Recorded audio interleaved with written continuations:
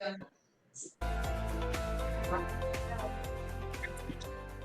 que pasa es que Sí, yo tengo, pero está bueno.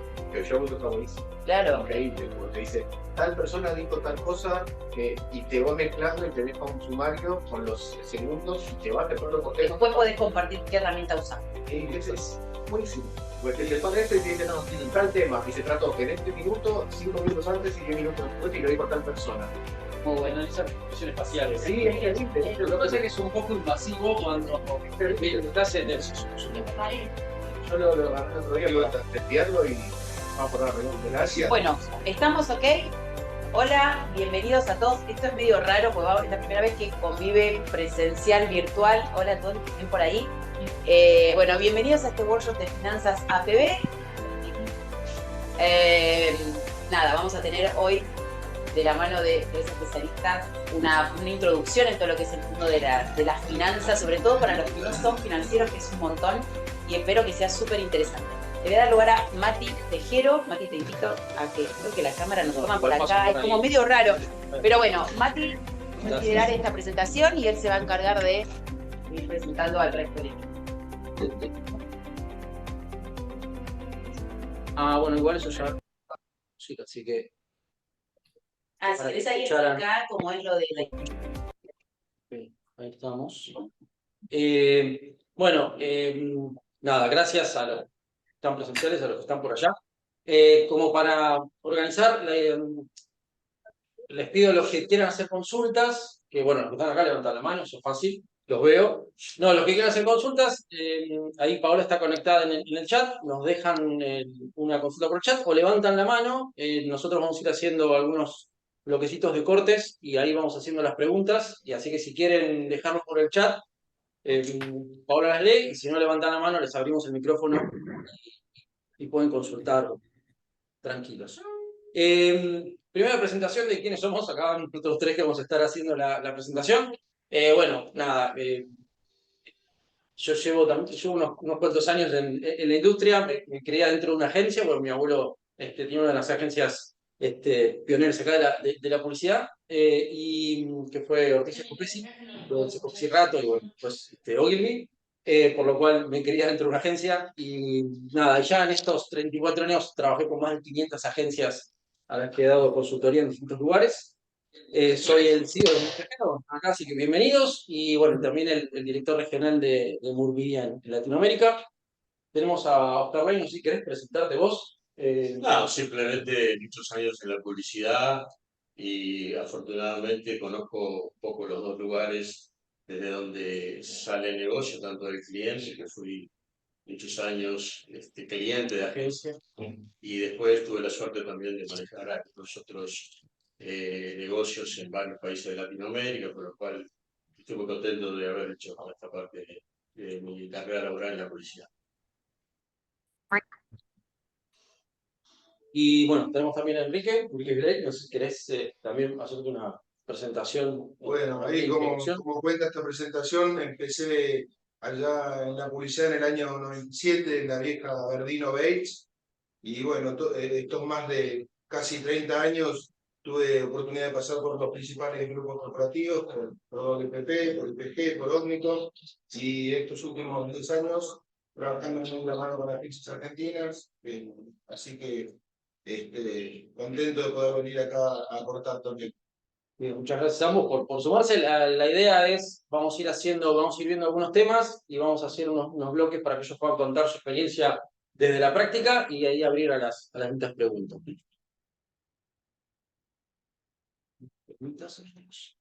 Bien, un resumencito de lo que vamos a ver hoy. Un glosario de algunos temas para que esto es una charla para no financieros, sino para no especialistas, por lo cual vamos a ver un poco de los temas y el glosario de algunas cosas para que entiendan de qué se trata. Bueno, vamos a hablar sobre los presupuestos, el cash flow, el capital de trabajo, working capital, los efectos en dividendos, las diferencias entre el billing y el revenue, la facturación y los ingresos, el staff cost, el overhead, que es un tema bastante controversial, después también ahí para tratar ese tema, el resultado bruto, el resultado operativo, operating profit, el EBITDA, que es algo parecido al operating profit, pero con una segregación de intereses y de amortizaciones, el resultado antes de impuesto. Esto es algunas cosas de las que vamos a ir viendo como para tener una idea. Lo que son ratios y benchmarking de comparación con otras compañías del sector, los distintos sistemas retributivos de las agencias y algunos tips y recomendaciones para las negociaciones con compras que por ahí les pueden ser de utilidad. Y bueno, este es un resumencito así muy corto de lo que vamos a estar viendo hoy y largamos entonces. Bien, yo acá arranqué por el top 5 de los errores comunes que vamos a tratar de darles herramientas para solucionar. Uno, el hecho de no estar bien preparado para la reunión de compras. Calcular mal el overhead cuando uno hace las cotizaciones es un punto, después lo vamos a ver, que es bastante crítico. Engañarse cuando se miden los ratios de la agencia porque no se analiza la situación real y se toman algunos datos sin considerar la coyuntura o cómo están armados esos datos. Por ejemplo, cómo tienen, digamos, los socios a lo mejor no cobran un sueldo de mercado, como requieren utilidad, ese tipo de cosas, distorsionan los ratios y puede generar muchas diferencias cuando uno analiza la situación. No tener en cuenta el capital de trabajo, también es un tema clave cuando se están analizando las operaciones, y cuando uno cotiza, el primer punto es no calcular el efecto impositivo en las cotizaciones, lo que puede hacer que uno que gana plata y pierde un montón, sobre todo cuando son operaciones internacionales o cuando son operaciones donde hay mucha intermediación. Esto es un punto clave que vamos a tratar de tratar al menos brevemente.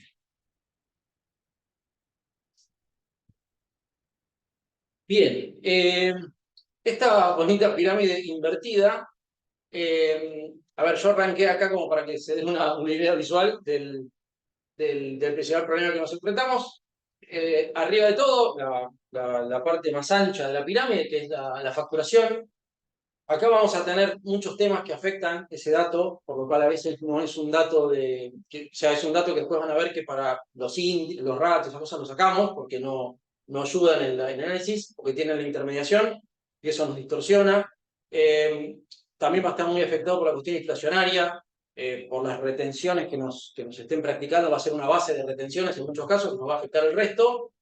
Y luego, en función de eso, también los plazos de pago y los descalces que podamos tener con el IVA. Luego se nos empieza a achicar esta pirámide acá piensen que esto es dinero que vamos dejando en cada etapa. Llegamos al el revenue, que son los ingresos reales nuestros, sacando la facturación, sacando lo que es la intermediación, que es lo que está compuesto de los honorarios, el servicio agencia, y nos va a determinar nuestra rentabilidad bruta también por la intermediación. Luego tenemos que pagar los sueldos, cargas sociales, los freelancers y otros beneficios, que también va achicando esta pirámide. El overhead, todos los gastos indirectos que tenemos, que pueden ser servicios, alquiler, este tipo de cosas, todo lo que no sean el personal directo que está afectado. Llegamos a un resultado operativo. En general en las agencias es muy parecido al resultado operativo al EBITDA, porque por lo general las amortizaciones que tienen, el gasto es bajo, porque son solamente las computadoras, no hay grandes equipamientos, de máquinas, que sean un cargo pesado. Y sí, bueno, y esto no tiene el efecto de intereses, ¿no? Que tampoco lo tiene el resultado operativo. Luego pasamos al resultado neto, que ese resultado neto sí ya tiene los efectos de intereses, el impuesto a las ganancias. Y ahí llegamos a lo que nos queda para distribuir dividendos a los accionistas, a los socios. Y ahora vamos a tratar un poquito el concepto del free cash, que es el cash flow libre, que es realmente lo que me queda para pagar. Porque muchas veces yo tengo resultados y me queda una ganancia para pagarlo, pero de repente por el capital de trabajo, porque tengo un montón de guita en papelitos de retenciones, cosas, mi cash flow libre para realmente pagar es mucho más chico normalmente. Entonces, vamos con algunos datos que pueden ser. El caso de los costos de sueldos, para que tengan una idea, normalmente esto después vamos a ver los ratios, no vamos a ver el tema de índices, pero está entre el 55 y el 70% sobre el revenue, cuando uno lo analiza. Para que eso es un dato más o menos de mercado.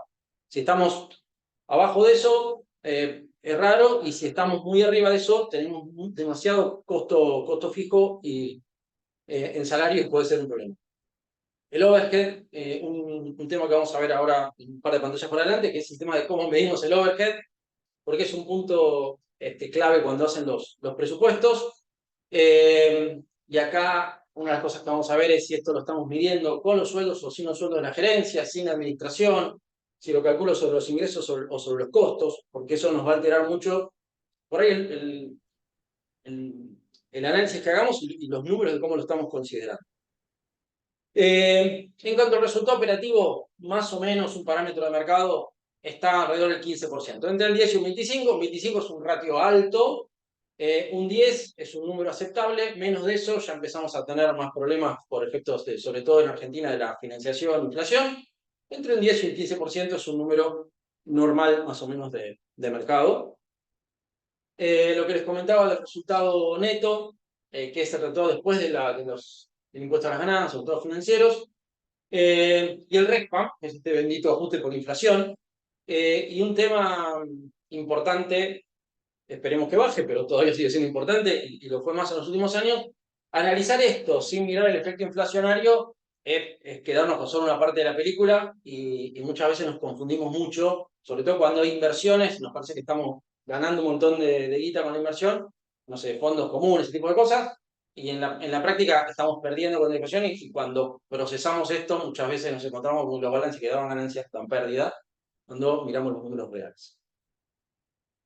Como les decía, los dividendos, vemos cuánto nos queda para distribuir a los accionistas, y el cash flow libre, bueno, cuánto dispongo realmente por sobre mi capital de trabajo para, ahora vamos a ir un poquito el concepto de capital de trabajo, pero cuánto realmente tengo de plata para pagar.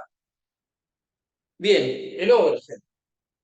Y acá, a ver, el primer punto, porque acá yo voy a armar 3 medidas para calcular el overhead, que, para que vean que estamos hablando de lo mismo, pero son números muy distintos. El primer punto es, cuando comparamos contra los ingresos, que son esos datos que yo les pasaba antes, normalmente un costo de staff está alrededor del 60% de los ingresos. Cuando hablo de ingresos es ingresos, el revenue, no la facturación, no el billing, que es lo que nos distorsiona cuando tengo intermediación. No lo puedo usar de parámetro porque me va a dar cualquier cosa. Tengo que trabajar con el ingreso real. Estos números, más o menos, te pueden variar un puntito o dos, qué sé yo, pero en la industria global, si vamos a mirar los datos de Estados Unidos, del Reino Unido, de España, de México, donde queramos, esto mucho no cambia. El número es muy parecido en todos lados. Es un tema de la estructura de cómo estamos en general el negocio de las agencias, por lo cual estos números son bastante útiles cuando uno se quiere comparar. En este caso el overhead, que son los gastos indirectos, me da un 25% de los ingresos. Bueno, y acá tengo un retorno operativo un 15%, que les dije que era un parámetro más o menos normal de mercado. Ahora, yo puedo medir el overhead también de otra forma, que es, si acá tengo el 60%, no, serían sobre 100 pesos, serían 60 pesos, mi overhead es 25 pesos, 5%, en realidad me da un 42% del costo del staff. Y digo esto porque cuando uno a veces cotiza, es importante saber qué le voy a agregar a mi costo directo.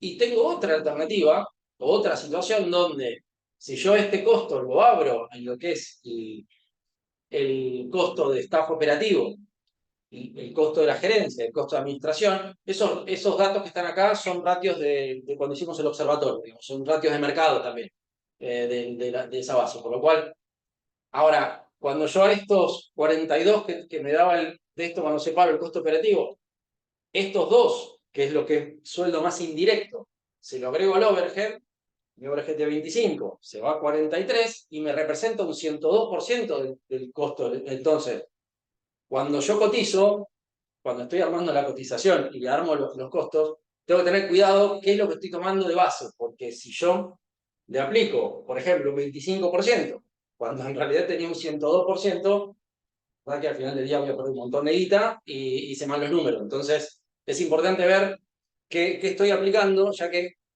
los 3 datos de overhead, los 3 son correctos. Y a veces, esto también es un error bastante común, que te dice, no, yo tengo un overhead de tanto, y otro, tengo el 102, no, yo tengo el 25. Y parece como que son 2 cosas muy distintas, pero en realidad están hablando de lo mismo, y si depende cuando cotizo, qué es lo que tengo que mirar y tomar, porque le puedo pifiar, como ven, por mucho. Bien, volviendo a esta pirámide, para explicar un poco los presupuestos económicos y financieros. El presupuesto económico, que es el trabajo con el P&L, que son profit and loss, o las ganancias y pérdidas, que trabaja con el devengado. Entonces, acá lo que nos interesa son los ingresos hasta los resultados, que esto es lo que me va a dar mi presupuesto de ingreso y gasto, pasando por el costo salarial, el overhead, los impuestos, los intereses, lo que fuera, que me va a dar mi resultado. Ahora, por otro lado, tengo el otro presupuesto, que es el financiero. El financiero que va por los percibidos, digamos, por el monto pagado y recibido, que me va a trabajar con todo. Me va a trabajar desde la facturación, pasando por todas estas operaciones, cómo se mueven, cómo se cobran y cómo se pagan, hasta llegar acá, que es mi resultado del cash flow, de lo que tengo disponible. Bien, y acá tenemos un tema con bueno, ¿nos afecta esto el capital de trabajo? Y la verdad que sí, un montón.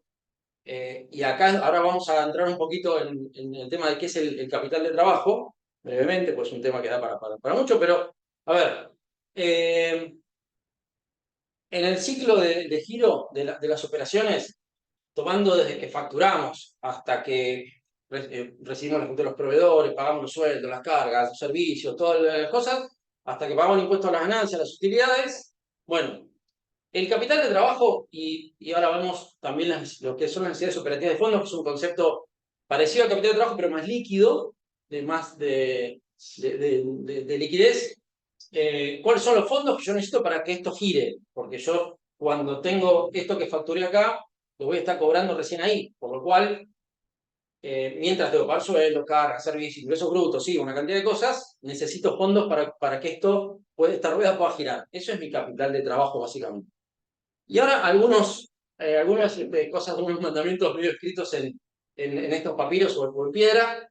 Si tengo reservas y capital de trabajo suficiente, voy a poder generar resultados financieros positivos. Y eso va a mejorar mi estado de resultados, mi P&L. Si por el contrario no tengo reservas y tengo un capital de trabajo deficiente, ¿qué va a pasar? Tengo que ver cómo me financio de eso. Entonces, yo voy a estar empezando a generar resultados financieros negativos, que me va a tirar para abajo, me va a reducir mi resultado. Y acá tenemos algunas cuestiones también que son importantes a veces, que no se notan, bueno, no tomé préstamo, pero los socios hace 3 años que no retiran utilidades, o tienen que estar haciendo aportes, ese tipo de cosas, bueno, que me están financiando a tasa cero. ¿A dónde está el negocio para los accionistas? Porque acá cada uno se tiene que ir sacando, digamos, tener los distintos sombreros, ¿no? Porque a lo mejor el accionista es empleado, es director, lo que fuera, pero también es accionista. Y necesitaría recibir un dividendo por eso. Y muchas veces eso no se ve y se está financiando con fondos propios. Y después, si me extienden los plazos de pago, el cliente, o si estoy incrementando staff, por lo cual voy a tener que pagar más sueldos antes de cobrar, bueno, voy a necesitar más capital de trabajo. Eso es importante también tenerlo en cuenta, porque me va a estar afectando mi cash flow. Básicamente, como para tener un diagrama, desde el presupuesto económico, que les dije, es el que trabaja con los ingresos y los gastos, le saco el efecto de amortizaciones y agrego los intereses vengados, agrego lo que son las compras de activos fijos o pagos de deuda, que acá no están, y esa apertura por fecha de pago y cobro es lo que me va a terminar dando mi presupuesto financiero, bueno, y es lo que va a estar moviendo mi capital de trabajo.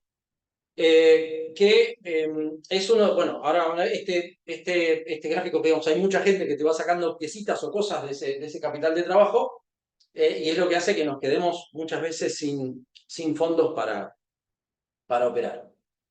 Como les decía, el capital de trabajo son los fondos que necesito para el giro del negocio, pagar sueldos, el resto de los gastos hasta que realmente facture, digamos, cobro lo que facturé.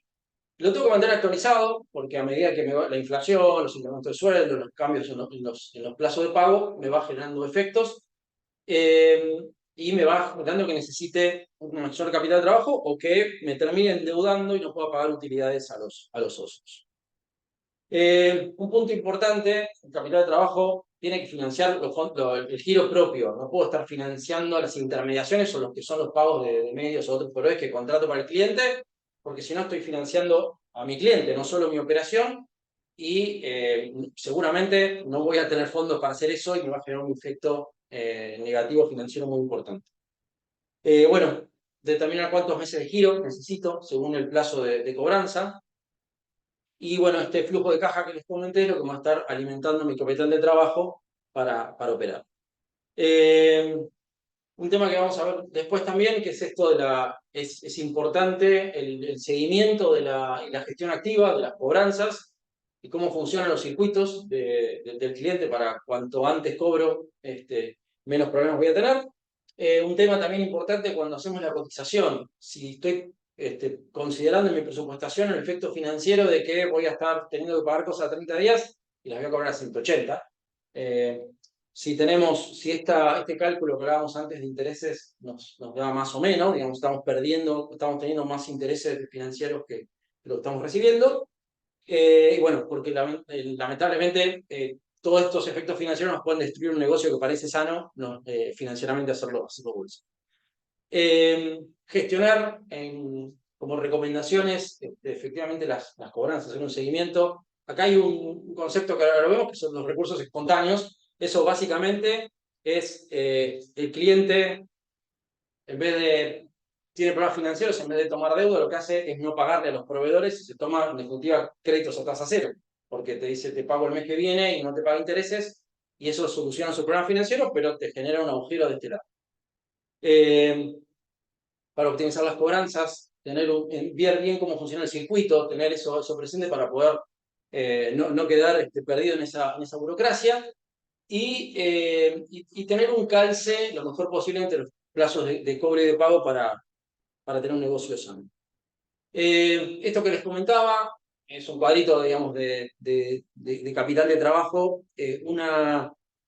Un tema importante que es entender el ciclo del negocio y en qué etapa de la vida está la agencia, porque si yo estoy, no es lo mismo si estoy en una etapa estoy creciendo que si estoy en una etapa más estable, porque voy a tener otro tipo de financiamiento. Y esto que yo les decía, bueno, el capital de trabajo que hablábamos, hay un concepto que es más de liquidez, que son las necesidades operativas de fondos, que es lo que efectivamente tengo que estar erogando, más allá de lo que tengo por cobrar y pagar. Y estos recursos espontáneos, digamos, cuanto más recursos espontáneos tengo, esta barrita se corre para acá, menos necesidades operativas de fondos necesito, porque me estoy financiando con mis proveedores. Ahora, el tema es que muchas veces ustedes están del otro lado, ustedes son los recursos espontáneos, por lo cual tengan presente esto, que a medida que eso cada vez son más lo que les financia, ustedes también necesitan una mayor cantidad de dinero y necesidades operativas de fondos para poder girar.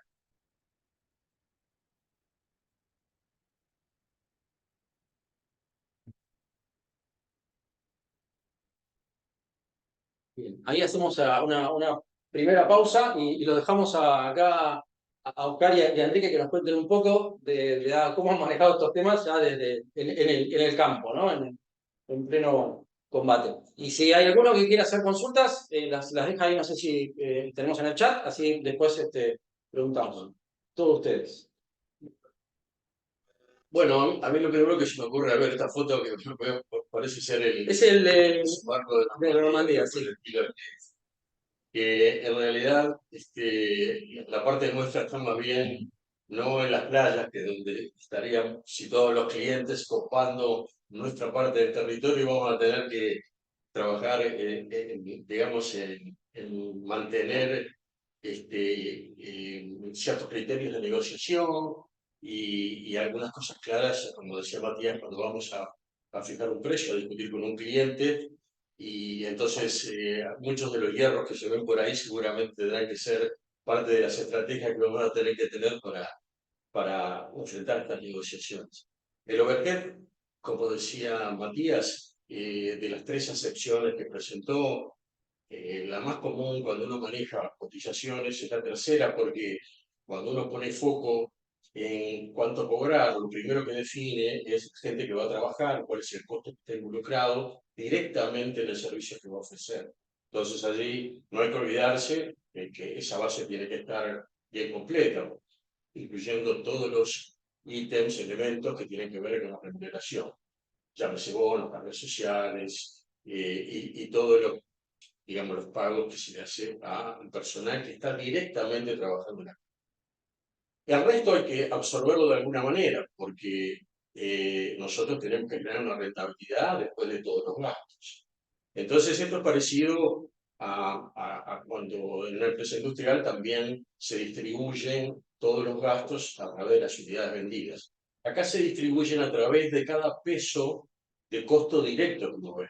Entonces hace un cálculo de cuánto es todo lo que no es costo directo, lo divide, digamos, hace esa relación de overhead para que cada vez que vendo un peso de costo directo, de salario de alguien, en un fee, le asocio una parte de todos los gastos que están por fuera de ese costo directo para poderlo recuperar. Esto tiene algún cuidado, porque se hace a veces muy rápidamente, pero después hay que monitorearlo, porque no es lo mismo que yo pueda vender todo mi staff y el overhead precalculado hoy, que después si ese staff se achica, pierdo clientes, mi número de overhead está cambiando sin que yo me dé cuenta, porque si yo sigo absorbiendo a mi tasa antigua que calculé al principio de año o a mi presupuesto original, cuando me cambiaron las condiciones de clientes o el staff, incluso a veces puede sobreabsorberse, porque uno aumenta el staff, vende a muchos más clientes y mantengo una tasa vieja de overhead y pierdo competitividad porque sigo marcando la necesidad de recuperar el 100%, como se llama por ejemplo, cuando ya no tengo que recuperar el 100% digamos, del gasto directo, porque al ampliar mi masa de revenues y de costo directo vendido, el gasto que está por fuera de eso se distribuye en menor medida en toda la línea de costo directo. Con lo cual, esto no es algo que uno lo fije un día y lo utilice todo el tiempo o todos los años sin mirarlo. Hay que ir monitoreándolo para ir ajustándolo. La vieja discusión de qué es overhead y qué no, el gerente general, ¿dónde lo pongo? Bueno, si no lo puedo vender, lo voy a tener que vender dentro del overhead. Pero esa es la cosa más obvia que uno discutía. Después se da cuenta que hay clientes que dicen, yo al VP de planning no quiero pagar y tampoco quiero pagar al VP creativo. Entonces, ¿cómo me doy cuenta de qué es lo que no tengo vendido y que realmente lo tengo que recuperar también a través del overhead, aunque por definición sea un costo directo? Entonces, en algunas veces conviene hacer una planilla, es muy simple, es un Excel donde uno pone a todas las personas que tiene y a dónde están asignados sus tiempos a cada cliente, y después uno cuando suma para el costado se da cuenta que al final el VP creativo lo vendió a 60 pesos, porque hay muchos clientes que son de costo, no porque desprecien su servicio, pero sí porque por ahí no quisieron achicar el fee y entonces tuvimos que reducir su tiempo para poder vender el fee total. Entonces al final termina sin vender una parte. Esa parte yo creo que también hay que colocarla dentro del overhead para poderla recuperar. Si no, esa parte nos va a quedar como un costo muerto dentro de nuestra estructura de resultados y va a ir afectando el análisis. Otro detalle es qué cosas también hay que pelear, porque no es una costumbre en Argentina, pero sí una costumbre, por ejemplo, en Brasil, lo tienen muy claro, son esos impuestos que son directos al revenue y no tienen que estar adentro del overhead. Llámese ingresos brutos, llámese el impuesto al cheque. Entonces esto en Brasil es una costumbre muy común, ellos no discuten, tienen un sistema también de pago de costo financiero en las transacciones, y y en alguna oportunidad los clientes son receptivos a ganar rutina de hacerlo, pero eso no tiene que ir al overhead, tendría que ir directamente como un ítem separado, neteado del fee que uno está tratando de vender y dice menos tanto de impuesto al cheque, menos tanto de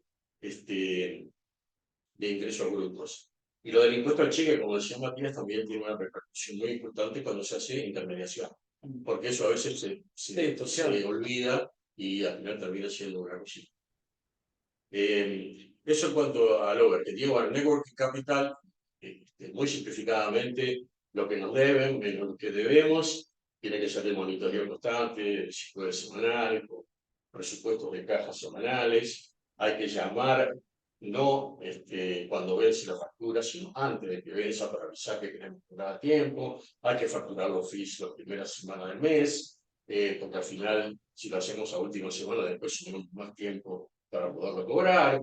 Es una tarea no de grandes necesidades tecnológicas ni académicas, es más que nada dedicarse día a día a defender que nuestros ingresos estén acompasados con nuestros pagos, cobrar lo antes posible, pagar lo más tarde posible, y en definitiva es lo que hace que la utilidad se convierta en caja, que es lo que el viejo concepto de cualquier negocio puede dar un lindo número contable, pero si realmente el dinero no llega a los bolsillos para pagar los gastos, vamos a terminar en una crisis financiera como la que estamos viviendo.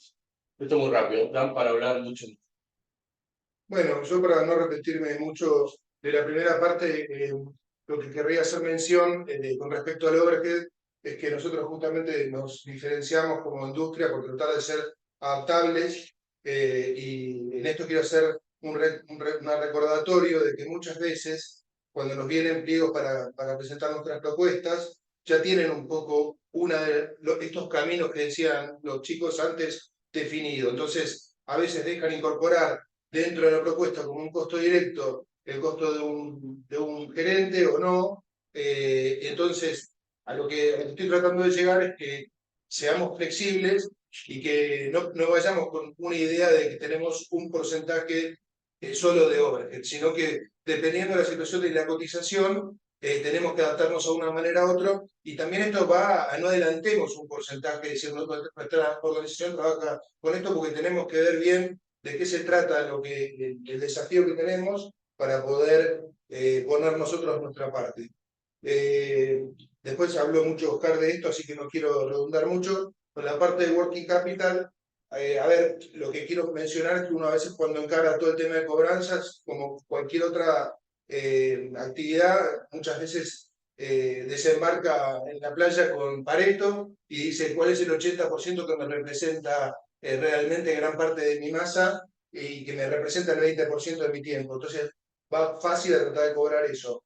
Ahora, yo les digo que en finanzas dejar de lado un 20% es un gran problema, y más cuando se acumula en el tiempo y se piensa en un capital compuesto.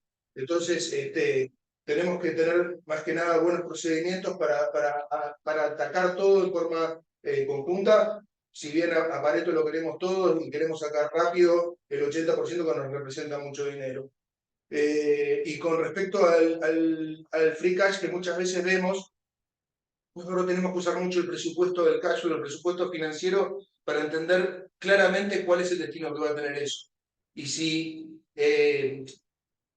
a veces invertirlo porque nosotros sabemos que todavía no lo repartimos, no lo pagamos como dividendo porque es precautorio, porque sabemos que podemos tener cosas por adelante, a veces nos pone en la situación de lo que contaba Matías. Conseguimos una rentabilidad, pero esa rentabilidad a veces no cubre la inflación. Entonces, y a veces ir a buscar una rentabilidad más alta implica hablar con los accionistas y hacerles entender si ellos están dispuestos a administrar el riesgo a una tasa más alta, pero con mayor riesgo. Entonces, eso claramente a veces se resuelve directamente pagando un dividendo y permitiéndole al accionista que maneje su dinero. Y ahí va mi última recomendación, más allá del mundo interno de las empresas, hablen mucho con sus accionistas a fin de entender cuál es el ciclo que ellos prevén para el manejo de ese dinero, para poder hacerlo, porque muchas veces lo que es bueno para la empresa quizás no es bueno para el accionista y viceversa. Sí, sí, sacándose los lindos sombreros de las cosas. ¿Tenemos preguntas? Sí, me lo preguntan si se va a compartir esta presentación. Sí. Sí, lo mandamos. Y si se puede volver al ejercicio del overhead, que nos quedó claro y de Julián. Sí.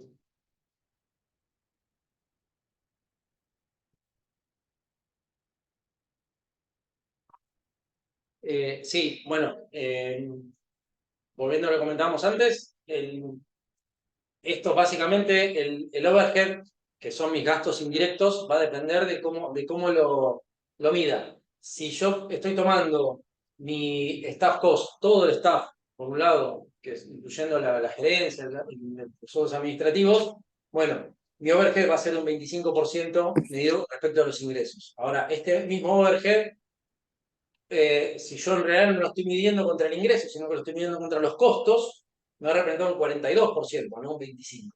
Y si hago un concepto mucho más directo y lo tomo, separo los sueldos directos de los indirectos, bueno, mi overhead junto con los sueldos indirectos va a ser de un 102% respecto de los sueldos directos o el costo directo. No sé si hay alguna otra pregunta ahí, Pau. No. Nada más. Pasamos al...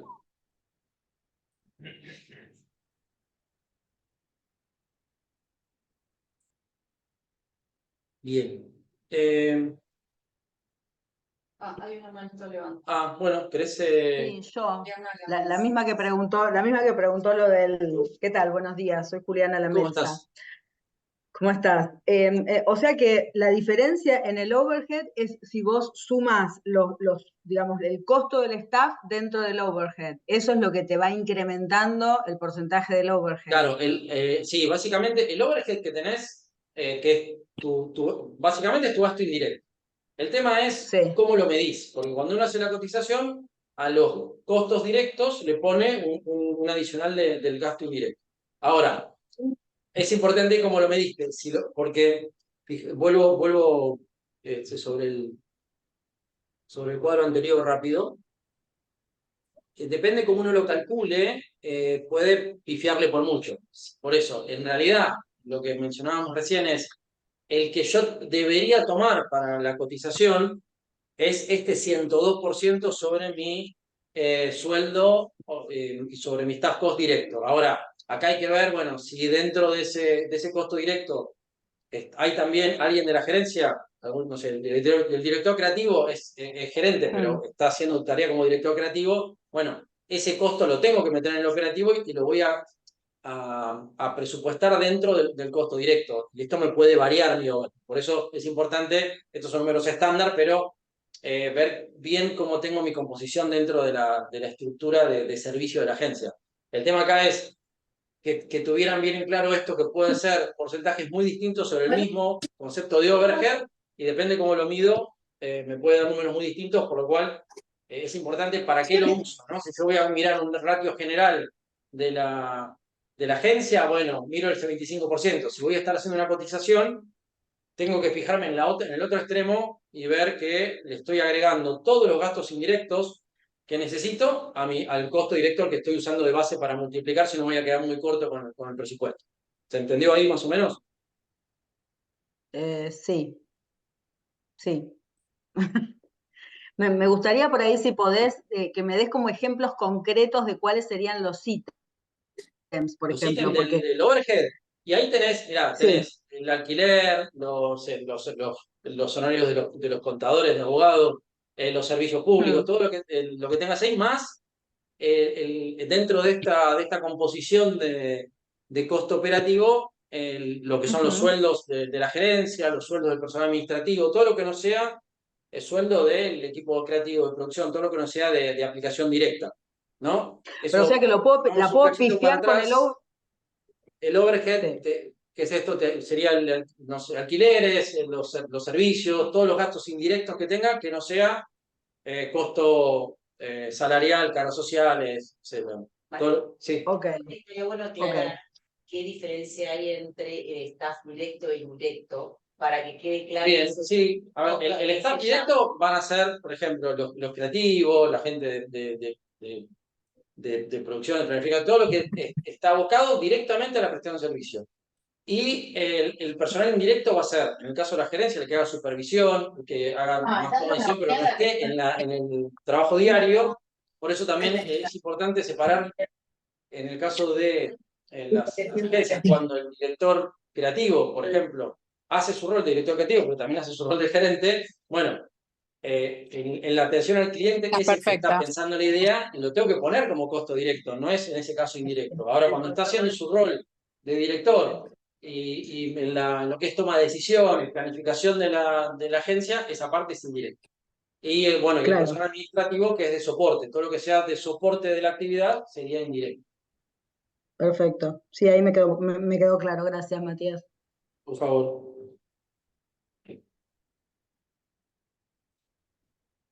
Hay otra pregunta de Sí. Nico. ¿El tiempo ocioso entra en el overhead? A ver, es una pregunta. Se las Y dejo Ceci acá, viene. pero- Ah, no, viene la camioneta. El ocioso definido. Le dijo a Dani que cuando tenga la camioneta. Hablamos de la planilla, que es aloco todos los tiempos que realmente la gente está trabajando, más que trabajando en vendida, porque en realidad mi problema es cómo lo recupero, y todo lo que no he podido vender, no sé si es tiempo ocioso, pero definámoslo como que es algo que tengo que volver a meter adentro del overhead para poderlo distribuir, lo tengo que cobrar de alguna manera. No diría que es tiempo ocioso, pero sí puede ser tiempo no pagado, aunque o dedicado a tareas internas o de apoyo a servicios a las cuentas. Pero el tema es si hay clientes que han pagado por eso, me están, digamos, cubriendo ese costo o no. Todo ese otro costo que no puedo cubrir, lo tengo que cubrir de alguna manera.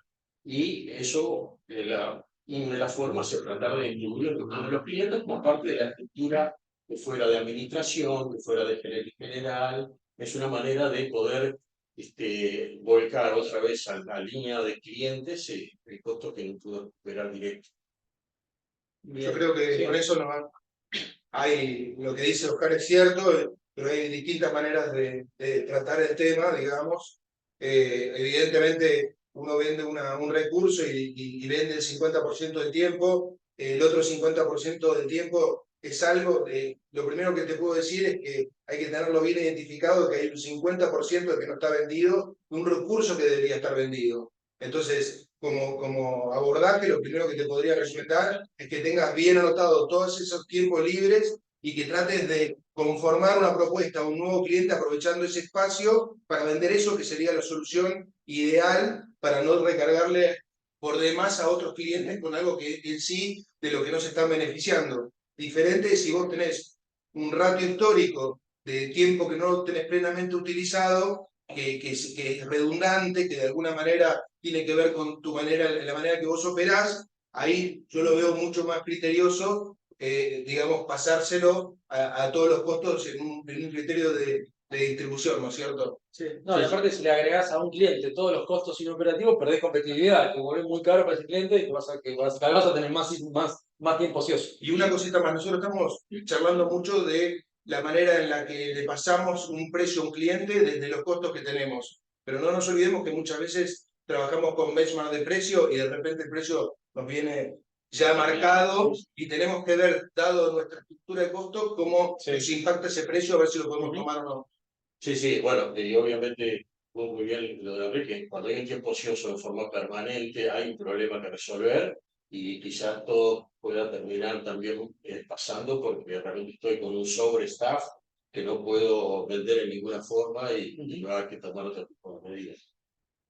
Bien, bueno, esto es un poco una descripción de coyuntura y de problemas de la diaria de las compañías. La coyuntura la conocen, inflación, burocracia, con el tipo de cambio, carga tributaria, cepo, recesión, falta de reglas claras, los tipos de modelo de negocios. Bueno, en este flujo entre el dinero que pasa por el anunciante a la agencia, los pagos a los proveedores y distintos temas y acciones que tenemos que tomar, ¿no?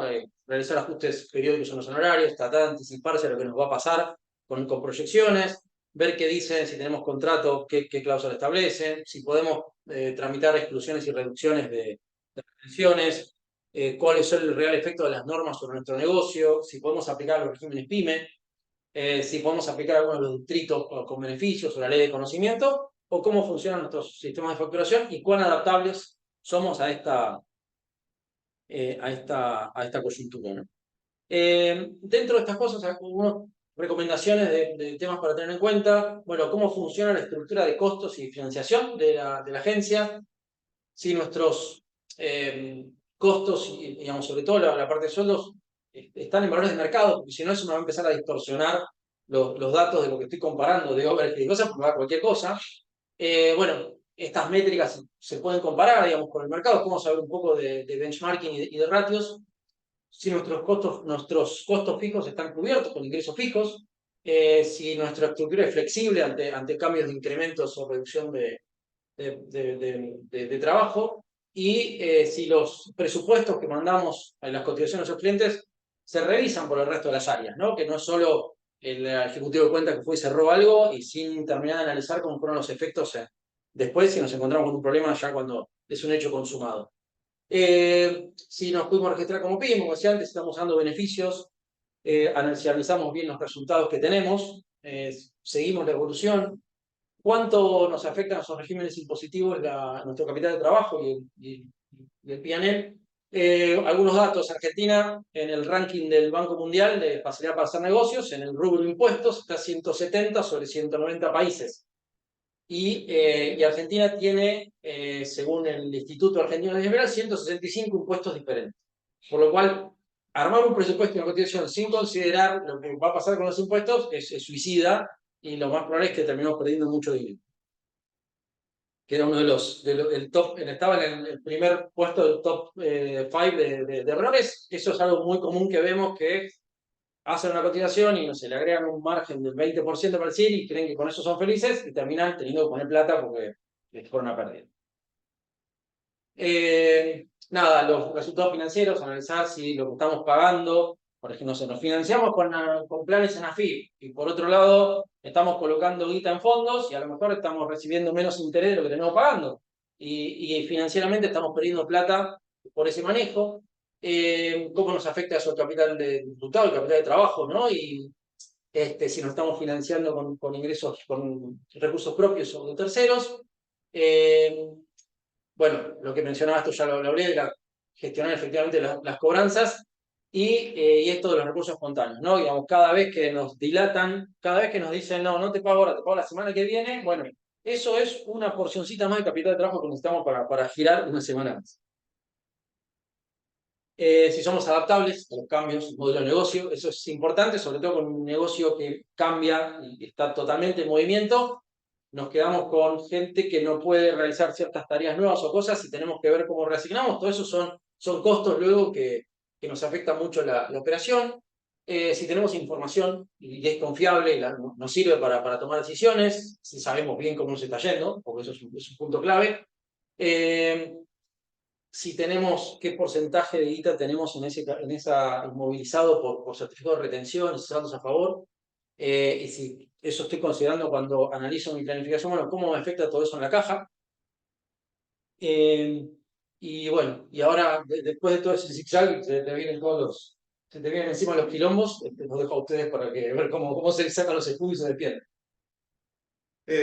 A ver, cuando vienen muchos problemas, lo mejor es separar, divide y reinarás, y tratar de ver de todos esos problemas cuáles son los que realmente tienen prioridad. Vos mencionabas hace un rato la situación presupuestaria, digamos, es decir, un problema es crónico o es permanente.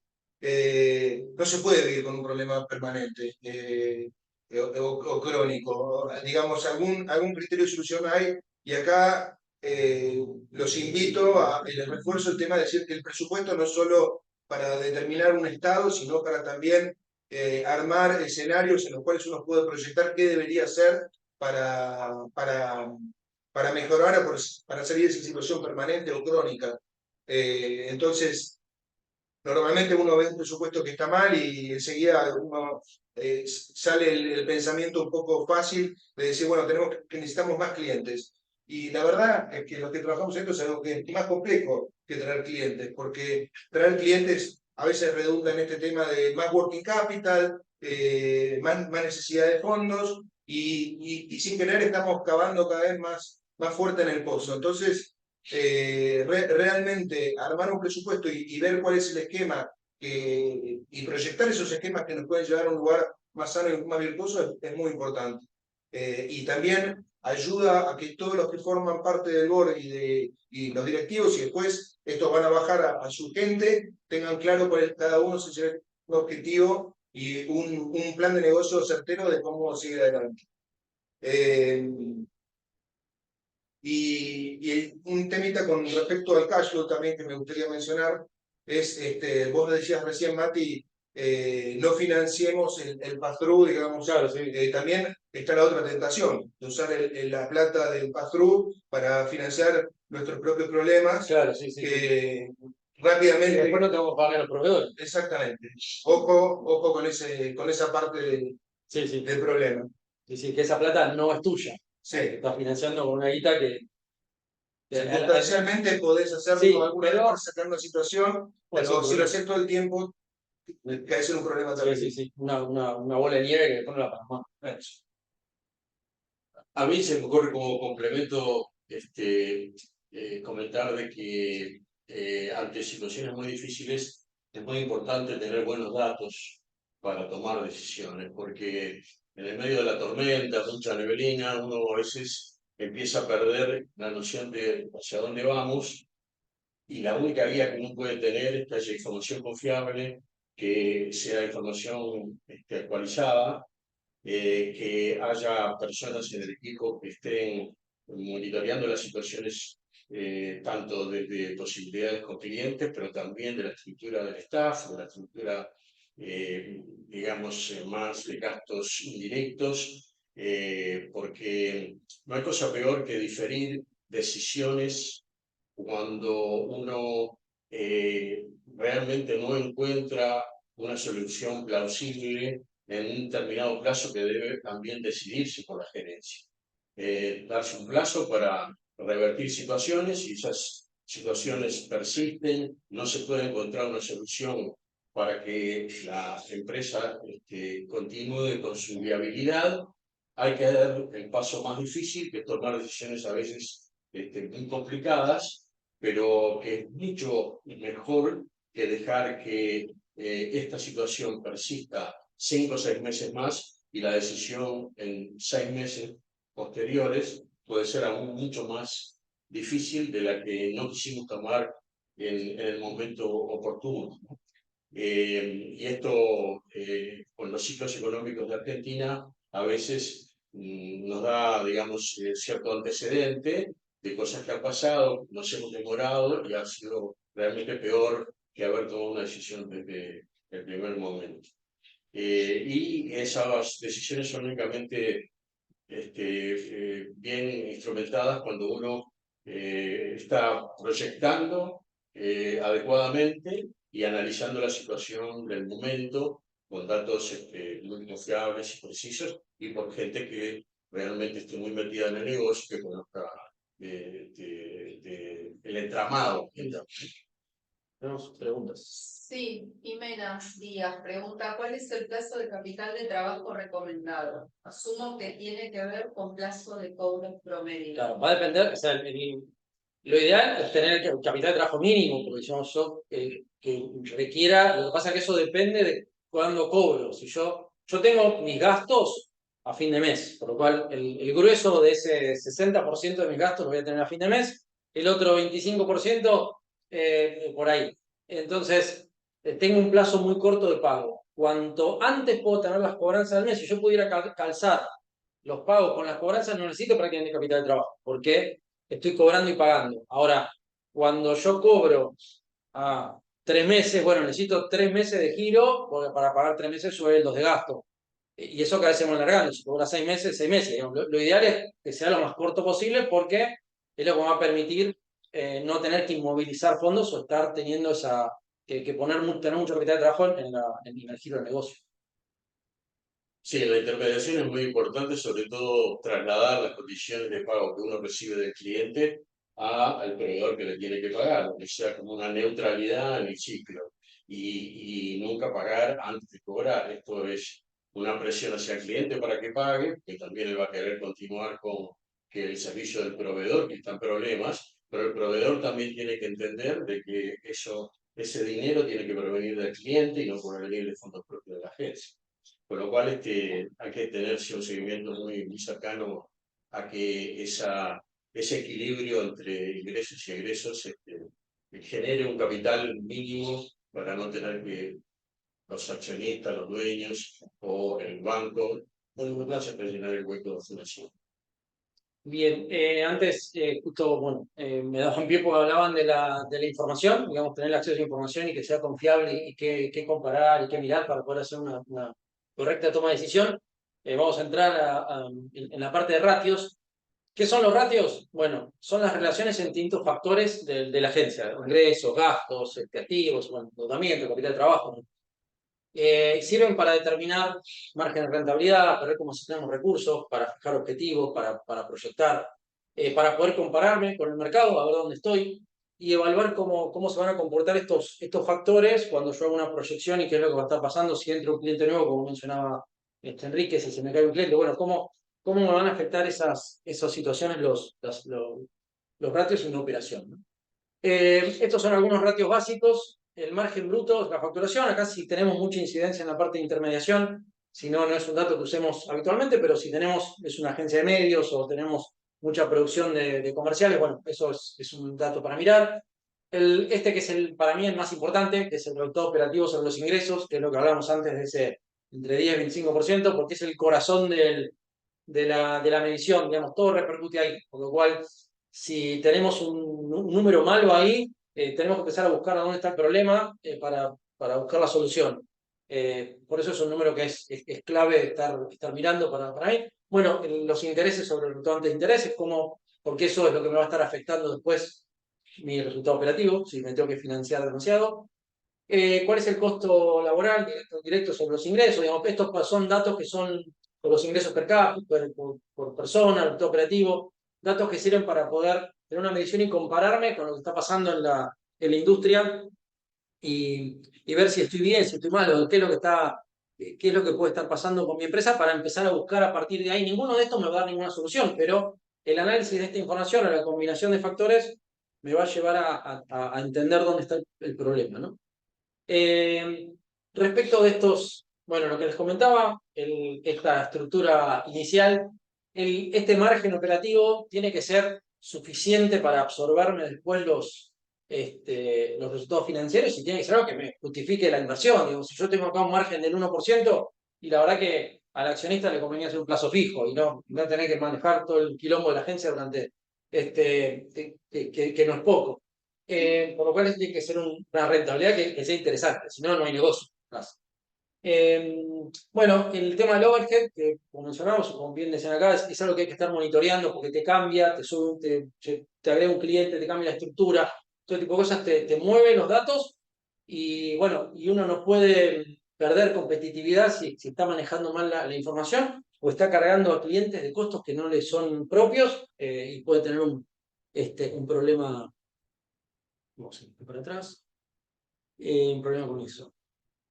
Bien, nos sirven para tener mediciones de eficiencia, para ver cómo está funcionando la agencia, tener una medición rápida de lo que está pasando y también si quiero proyectar, bueno, estoy en el punto A, quiero llegar al B, bueno, cómo tratar ese camino, qué factores mirar. Con datos, para no hacer las políticas.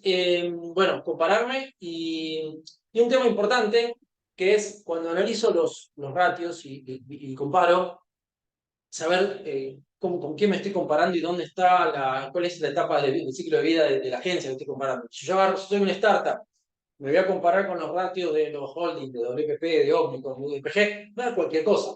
Y no me puedo comparar con eso. Tengo que buscar compañías que sean similares dentro de lo que estoy comparando. WPP se comparará con Omnicom, con UDPG, con Avon, pero nosotros, si tenemos una startup, tenemos que ir a mirar ratios de startup, o si tenemos una compañía que lleva 10 años en el mercado de cierto tamaño, tenemos que buscarnos, no sé, una compañía similar que tengamos unos tantos años y una cantidad de personal o similar para poder que sean datos comparables y nos sirvan para medirlo, si no, no es útil, ¿no? Y bueno, y esto que también es importante, es un error muy común, como decía, que es no mentirse con sus propios ratios. A veces estamos analizando en presentaciones ratios y por ahí contás que tenés, no sé, un 15% y viene alguno y te dice, no, yo tengo un 50% de rentabilidad.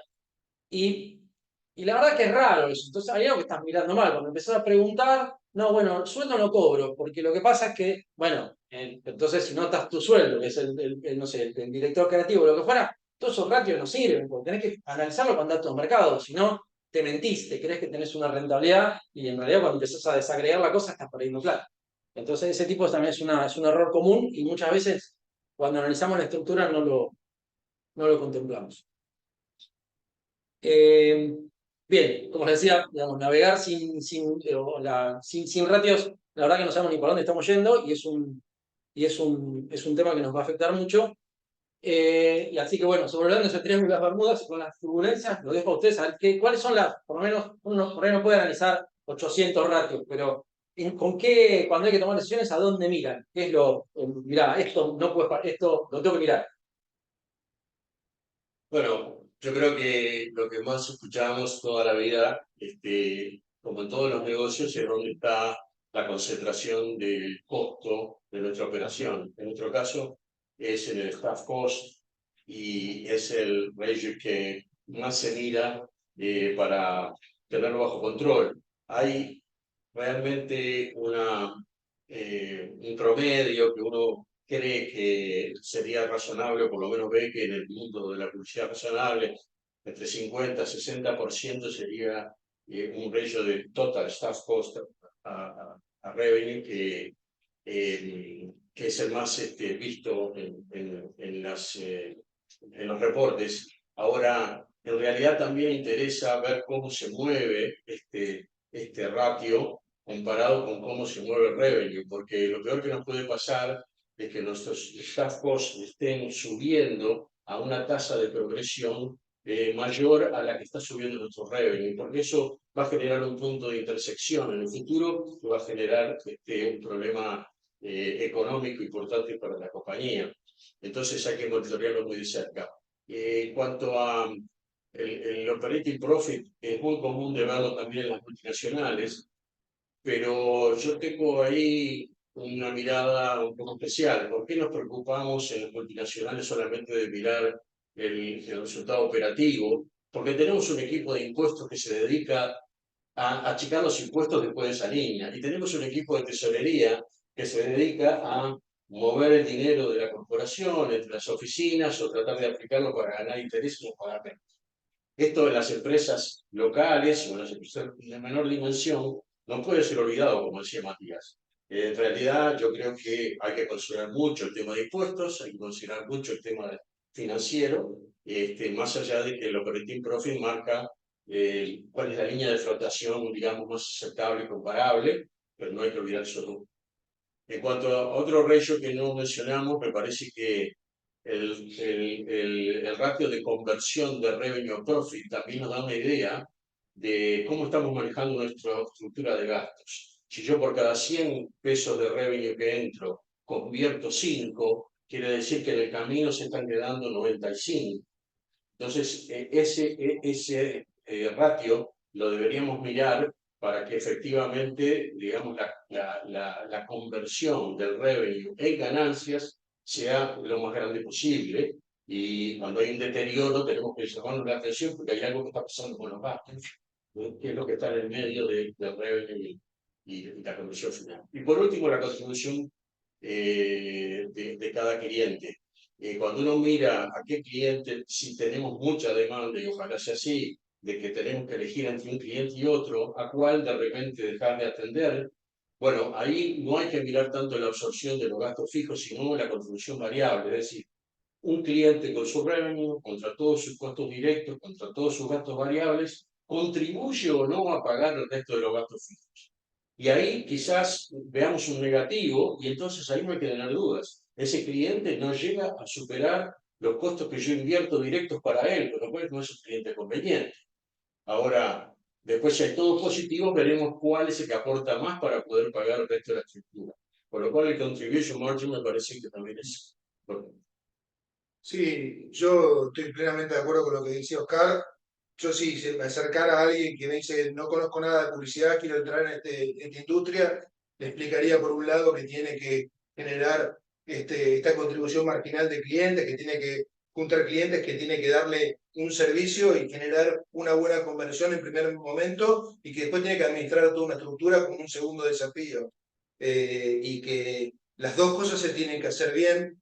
Y con este tema de ratios, yo lo que le pediría es que, obviamente que si alguien utiliza todos los ratios que estamos viendo y además segrega, va a tener muy buena información, pero que no vaya a la simplificación que a veces se ve mucho. Decir, bueno, facturamos mucho, ganamos plata al final, sí, pero a costa de que, y a costa de que por ahí convertimos muy bien de clientes, pero que tenemos, por ejemplo, una sobreestructura que si no fuera de esta manera ganaríamos más dinero todavía. Pero digamos, y esa situación no es la más drástica, sino cuando justamente a un cliente, a una persona que le pasa eso, pierde un cliente importante y de repente se encuentra que ya no tiene el mismo margen de contribución y tiene una estructura que ya no puede soportar. Entonces está atacado por todos los frentes al mismo tiempo. Entonces, no a la simplificación, no a compensar una situación con otra. Por ahí el margen de contribución en el global nos puede dar fantástico, pero empezamos a ver y encontramos clientes que no están bien, entonces ahí tienen que tener un tratamiento. Una pregunta. Sí. ¿Cómo podemos acceder a un benchmark de sueldos? ¿Hay info pública de esto o es más por caso particular? A ver, anualmente la Agencia Argentina va haciendo. Sí, nosotros tenemos activa ahora la mesa de talento que el año pasado realizó un workshop, de hecho en Ríos participaste también, en donde lo que se hizo fue una revisión de la grilla, evaluación de job descriptions y se hizo como un trabajo que se mantiene por ahora en lo privado de la mesa de talento y que calculamos que este año se va a volver a repetir. Así que seguramente en cuanto esté eso coordinado se les va. Sí, bueno, y hicimos también el año pasado las encuestas de los salarios. Hubo encuestas, lo que pasa con las encuestas es que termina siendo como información que quedó. Sí, te va quedando obsoleta por la inflación y los cambios, pero bueno, nada, eso mal que mal, de última sirve como parámetro para si uno lo actualiza de alguna forma, no por el sub o algo, para tener una idea. Pero sí. También pregunta, ¿podemos acceder a esa data de la mesa de talentos? Cuando se genere el encuentro y seguramente están escuchando, están participando algunos de los que forman parte de la mesa de talento, en cuanto se active esa organización del workshop, se los va a estar invitando a todos.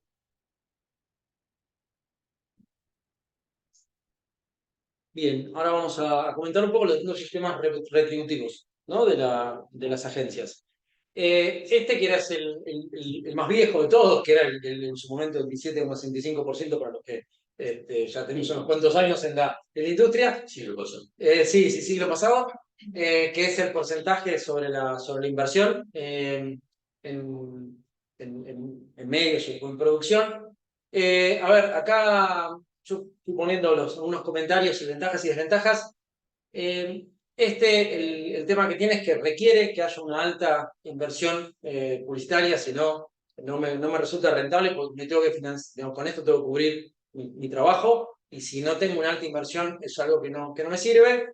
Es algo, sí ha servido sobre todo para las agencias de medios en épocas hiperinflacionarias como las que vivimos, porque te permite mantener actualizada tus honorarios porque van sobre un porcentaje de tarifa de medios que actualiza y te evita tener que estar negociando continuamente con el cliente.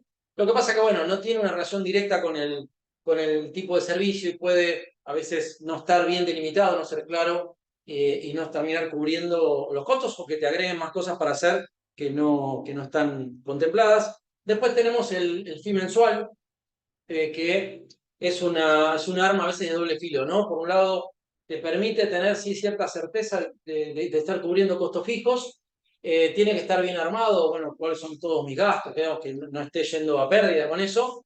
y esto un poco también lo que mencionaron antes, bueno, va a depender también de hasta dónde puedo cobrar y qué precio, qué cosas me fija de valores el cliente. Normalmente tiene que contemplar los costos de salida, porque si tengo que reducir, digamos, personal o lo que fuera, bueno, que ese tipo de cosas estén, porque si no me voy a generar un problema. Y en épocas inflacionarias, el arma de doble filo es que necesito estar actualizando esto de forma automática, que tenga una cláusula de ajuste, porque si tengo que estar negociando cada vez que me suben los costos, que es todo el tiempo, se me complica mucho. Y por otro lado, a veces no le pone foco lo que se está cotizando en el valor agregado de lo que estoy dando, y también hacer una tercerización que puede no terminar cumpliendo los objetivos de marketing del cliente, ¿no? Para determinar el fee, bueno, determinar bien cuáles son los recursos que voy a estar asignando, lo que hablábamos antes del overhead, que no me quede nada, digamos, tanto directos como indirectos, digamos, tener bien asignado lo que tengo que meter en cada caso, y volviendo al punto que mencionaba, bueno, ¿cuál es mi estructura? Porque si yo a mi estructura, digamos, tengo 2 clientes, entonces todo mi gasto administrativo se lo tengo que poner a 2 clientes, voy a perder competitividad, que si tengo un montón de clientes, porque no tiene, y puedo distribuir de otra forma mi gasto administrativo, que no es proporcional, no es tan variable a la estructura, ¿no? Pero que mencioné los indirectos. Y bueno, la determinación del fee, importante también esto, conocer cómo es el esquema de rentabilidad de la agencia, cómo son mis estructuras de ingresos y gastos, cómo me afecta para ver cuánto le tengo que ganar de overhead, cuál es el margen real que tengo de resultado y cuál debería ser para que la cosa funcione bien, y analizar un poco lo que decían antes, bueno, este fee, o si yo tengo varios clientes, bueno, cómo es en cada línea de servicio o en cada tipo de cliente, o cómo lo estoy manejando para que esto esté analizado y no todo lo esté manejando por igual, ¿no? Después tenemos una construcción parecida, que son los fees por un trabajo específico, por un proyecto específico, tiene una determinación parecida al otro, pero puede ser útil cuando yo tengo mis costos fijos cubiertos por un fee, porque ese honorario me va a generar una rentabilidad extraordinaria, porque casi no voy a estar incrementando costos. Entonces, me puede ser útil. Ahora, si yo solo tengo este tipo de esquema, bueno, tengo que ver cómo me arreglo en los meses donde no tengo laburo y cómo pago los costos fijos, porque el personal tengo que seguir pagando. Y después,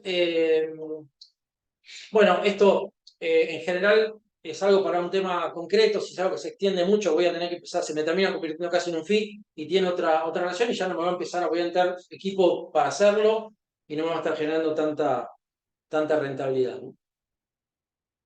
Después el tema de cotizar por horas.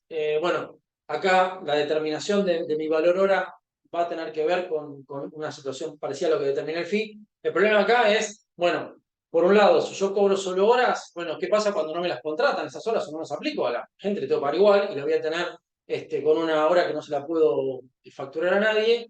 Y por otro lado, si le estoy cobrando todas las horas, a lo mejor el cliente se queja de que es un taxi y que todo el tiempo le está corriendo el incremento de cantidad de horas y no ve digamos, la ventaja en el sistema, ¿no? Después tenemos el otro modelo, que es el de pago por resultados, donde obtengo una retribución en función de cómo va, por ejemplo, cómo varían o se incrementaron las ventas, el cliente. Esto tiene la ventaja que nos posiciona como un socio estratégico, pero tiene la desventaja que yo no puedo controlar todas las variables. Entonces, si de repente mi cliente no vendió porque le pusieron, no sé, precios cuidados, el precio máximo, porque no le cerraron las importaciones, porque hubo paros, porque hay otro tipo de cuestiones externas que me afectaron, la agencia no cobra, y por ahí la campaña fue extraordinaria. Y en las circunstancias generales hubiera sido ahora un éxito, pero no pudo vender nada al cliente porque no había producto, ¿no? Ese tipo de cosas puede ser un arma de doble filo. Y después el mix de estas cosas, ¿no? Dependiendo de las situaciones, para tratar de, cuando uno diversifica, trata de disminuir el riesgo y buscar una combinación de estas variables, pero bueno, requiere también una estrategia de planificación financiera, cómo está estructurado para que esto sea, esa metodología y lo que estoy aplicando en cada caso sea eficiente, ¿no? Bueno, algunos tips para esto. Bueno, entender cuál es el sistema retributivo que mejor me va a funcionar en el trabajo y demanda del cliente para ver cuál trato, por qué lado lo trato de llevar. Si trabaja por proyectos digamos, o con plazos más largos para ver, ¿no? Si yo tengo los costos cubiertos. Bueno, este tema del alcance del servicio, cuán delimitado está, o si le voy a tener que agregar un montón de horas de trabajo que no me las van a pagar. Cómo ajusta el cliente sus propios precios y bueno, y si el acuerdo contempla ajustes por subinflacionarios para que me vaya ajustando mis costos, y si están calzados los incrementos de ingresos y de gastos para que no me afecte mi capital de trabajo, o lo menos posible, porque indefectiblemente me lo va a afectar. Por más que yo tenga el acuerdo que incrementa el sub, incremento los ingresos, pero yo incremento el sub, le tengo que pagar a la gente a fin de mes, incremento los ingresos, tengo que pedir la orden de compra, factura, todo eso me va a pagar dentro de 2 o 3 meses, por lo cual igual aún tengo un menor efecto, no tengo efecto en el económico, pero sí en el financiero. Entonces eso también me va a estar afectando. Conocer el cliente, cómo funciona su proceso de orden de compra, de facturación, de pago, porque bueno, todo eso me va a agilizar el plazo de cobranza. Si emite factura de crédito, pero si le emito factura de crédito, a ver si se la puedo negociar, si me deja, porque a veces no me dejan, si es un cliente local o del exterior, por el efecto de las retenciones. Un cliente del exterior por ahí me retiene un 30% que yo no preví, y antes hablamos que tengo un margen operativo del 15%, si me retiene el 30%, fui a pérdida y no lo recupero nunca más esa plata. Por eso también es un tema muy importante. Y bueno, y analizar la rentabilidad que mencionaban ahí. Tendría que, bueno, cuánto nos deja cada cliente, porque puede ser que tengamos clientes rentables y otros clientes que no lo son y están subsidiados de alguna forma por clientes que son rentables. Ahí habrá que ver si lo tengo porque me da exposición y me sirve, o si realmente me convertí estoy haciendo beneficencia, ¿no? Bien, después. Bueno, digamos, en el caso de los proveedores, también analizar la otra parte de ese zigzag que planteamos al principio, cómo nos facturan, cómo son los plazos de pago, si nos emiten percepciones, eso nos puede generar también excesos de saldos a favor, si tenemos bien delimitados los servicios, cómo funcionan los ajustes inflacionarios. Un tema que no es menor, si tienen toda la documentación en regla, nos encontramos muchas veces con problemas en las agencias porque en el apuro o en el mix de cosas contratan proveedores que están flojitos de papeles, por decirlo de alguna forma, y eso termina repercutiendo en fiscalizaciones que nos ponemos en la agencia, ajustes, temas de facturas apócrifas, un tipo de cosas que termina pagando la agencia los platos rotos de un proveedor. Y bueno, hoy también un tema importante es si son operaciones del exterior, que estoy pagando al exterior, si le estoy trasladando bien a mi cliente el IVA, el impuesto país, y todas las percepciones y las cosas que financieramente tengo que pagar por la importación del servicio. Bien, dentro de cuando tienen que elegir en las alternativas de definir un modelo de remuneración de negocio, ¿por qué lado van o qué miran? A ver, yo creo que en los últimos años hubo una concentración de utilizar el fee como mecanismo. Creo que después el que viene número 2 es el trabajo directamente por campaña, que tiene un precio delimitado a la campaña que vamos a realizar. Yo creo que se puede trabajar bajo todos los modelos, pero hay que tener en cuenta, digamos, que si el 80% de nuestros ingresos vienen de fee y después lo vamos a charlar un poco, los fees se discuten arduamente con compras y muchas veces se simplifican o se precarizan un poco, o entramos en esta discusión, no, ¿por qué me vas a poner un supervisor? Ponemos un junior, total a mí me alcanza. De alguna manera eso lucha mucho también con la idea que nosotros podemos tener como compañía en marcha y del grupo que sentimos que tenemos que tener para llevar adelante lo que tenemos que hacer con nuestra visión de negocios. Entonces, creo que un poco tenemos que tratar, así como en finanzas hacemos un portfolio y llevamos una inversión, tenemos que hacer un portfolio de todo esto y llevar algo que nos quede cómodo a la definición de lo que nosotros nos autopercibimos como empresa en marcha y que realmente funcione y que tenga todos los elementos que tenga que tener para que eso funcione bien.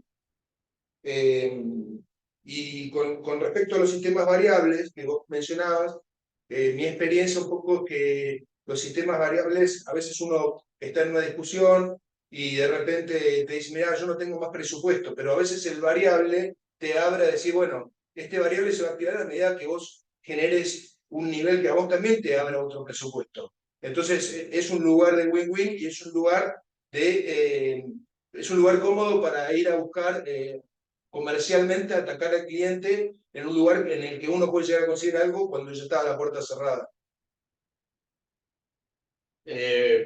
Para agregar alguna cosa, me parece que obviamente todos luchamos porque seamos recompensados por el valor que realmente la agencia entrega al cliente en uno de sus activos quizás más valiosos, que son las marcas de la compañía. Esto no siempre es posible, pero obviamente yo he estado muy satisfecho cuando esto se puede lograr. Cuando uno puede decir, yo te cobro este monto de dinero, no te voy a dar detalles de quién va a trabajar cuántas horas, si de día, si de noche, y cuánto gana, pero lo que yo estoy seguro es que te estoy entregando algo que para tu compañía es muy valioso y te va a dar un valor agregado único, porque yo lo hago y mi equipo lo hace. Ese sería el modelo ideal. Sabemos que eso contrasta con una realidad, como decía Enrique, que por la situación que venía quizás del sistema de comisiones, en donde el cliente veía injusto pagar un dinero que en realidad a veces no estaba muy correlacionado con el esfuerzo de la agencia, pasamos al otro extremo, en donde terminamos siendo, digamos, un anexo de la compañía del cliente, en el cual quiere conocer los salarios, quiere conocer en qué gasto, objeta si tomo café, o si tengo un edificio muy lujoso o no, o qué tipo de auto tiene el gerente. Entonces, ese extremo yo creo que hay que tratar de evitarlo de todas maneras, pero para eso hay que destacar mucho el valor que uno entrega. Con lo cual, esto no es un tema de finanzas únicamente cuando uno se enfrenta al cliente. El trabajo del lado, digamos, de negocio tiene que ser muy fuerte para estrechar esos lazos con los líderes del cliente, con los que administran las situaciones de marketing del cliente, para convencerlos realmente del valor que uno está entregando. Esa sería la mejor situación. Sí esquivar un montón de cosas que hoy están en los contratos que se pueden proteger de alguna manera, con políticas propias, como que es que el cliente pueda manejar el día a día del interior de la agencia. Esto es algo que por temas hasta de propio independencia, uno tiene que proteger al máximo y hay formas de hacerlo en los contratos en la medida de lo posible. Siempre tenemos una contraparte con la cual. Y por cierto que en esto de los contratos, creo que lo vamos a ver, ¿no? Ahora la parte de compras sí. Hay mucho que jugar en esa parte para poder establecer un buen sistema de compensación. Este mix que hablábamos de que incluya recompensas por un resultado es interesante, pero para eso también hay que monitorearlo, hay que generar opinión con el cliente se olvida, cuando uno pide la evaluación un año y medio después, hay que hacerlo trimestralmente, hay que dejarlo por escrito, hay que dar un feedback, y tampoco hay que hacerse responsable por resultados que el cliente quiere que nos hagamos responsables de los cuales no tenemos incidencia o no tenemos el manejo completo del resultado. A veces las ventas caen no por culpa de la agencia, sino porque la fábrica no produjo, el distribuidor no distribuyó y el vendedor vende mal. Sin embargo, la campaña de publicidad en realidad tenía su éxito. Y hay formas de medir exactamente ese segmento de contribución de la agencia. Por lo cual el tema de bonos también me parece muy importante y se puede hacer. ¿Alguna pregunta? Sí, Agustín pregunta, ¿cómo se deben calcular los costos de ruptura dentro de la ecuación de costos? Bueno, ahí va a depender un poco de la duración del contrato, pero hay que considerar si tengo que estar contratando personal y digamos, si yo estoy arrancando de cero un proyecto, estoy contratando personal, bueno, tengo que considerar el coste indemnizatorio y prorratearlo, al menos durante el primer año, para poder hacerme un colchón de ese costo, porque si me rescinden el contrato y yo tengo que pagar el coste indemnizatorio de toda la gente, bueno, voy a poner un montón de guita, si no, tuve previsibilidad de eso y generé una reserva con ese poquito que le fui agregando mes a mes en ese costo inmunizatorio. No sé quién agregar algo de eso. Sí, sí, claramente si se puede incorporar al costo, digamos, del staff que estamos vendiendo, esa es la situación ideal para todo el staff. Hay clientes que efectivamente no quieren saber de nada con ese tipo de conceptos, en el caso de que lleguen a discutirlo en detalle, pero creo que hay una pelea para dar cuando el cliente paga el 100% del tiempo de la persona. Entonces uno tiene que argumentar que realmente hemos contratado a la persona exclusivamente para él. Entonces, el día que por culpa de que el cliente redujo su actividad, tengo que suprimir a la persona, eso está directamente ligado a una decisión del cliente. Él me puede decir que la reasigne a otro cliente y entonces no tenga que despedirla, pero eso es una cuestión de decisión propia y que no tenemos por qué entrar a discutir con este cliente cómo nos va a comunicar el cliente.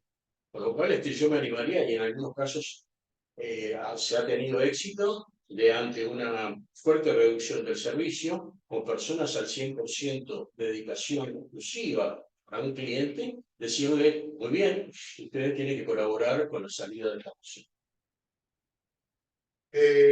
A ver, lo ideal en todas estas situaciones es siempre que hacemos el abordaje en cliente, tratar de armar algo a larga data, un año por lo menos o más allá, y dejar documentación firmada en ese sentido.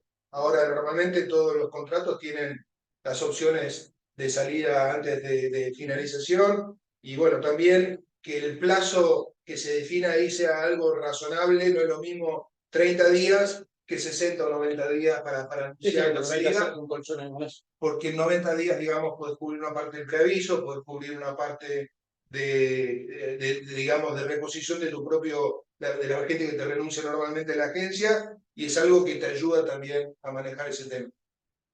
¿Alguna pregunta más? No.